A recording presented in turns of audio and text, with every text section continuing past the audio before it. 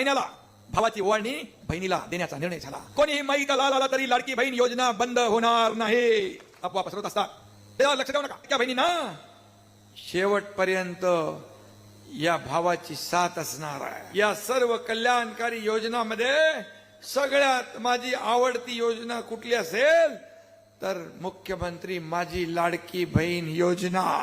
लेक लाडकी लखपती योजना केली. एसटी मध्ये 50% सवलत दिली.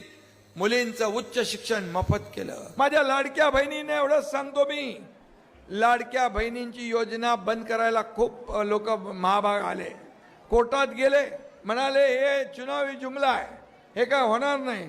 पण तुमचा एकनाथ शिंदे भाऊ मुख्यमंत्री होता, त्यामुळे लाडकी बहीण योजना आपण चालू केली महायुती सरकारने.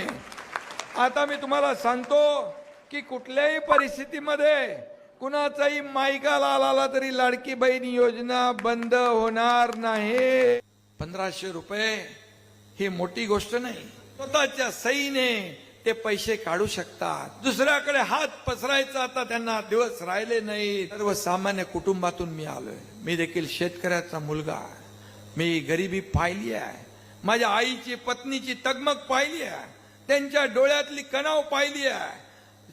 घर चालवताना त्यांची काटकसर मी पाहिली आहे. जेव्हा मी मुख्यमंत्री झालो तेव्हा मनाशी ठरवलं, या माझ्या लाडक्या माता भगिनींसाठी काहीतरी आपण करायचं. माझी लाडकी बहीण योजनेचा जन्म झाला आणि विरोधक म्हणाले, कोर्टात गेले, बंद पडायला गेले, काय म्हणाले चुनावी जुमला आहे, अमकाय तमकाय, पैसे मिळणार नाहीत.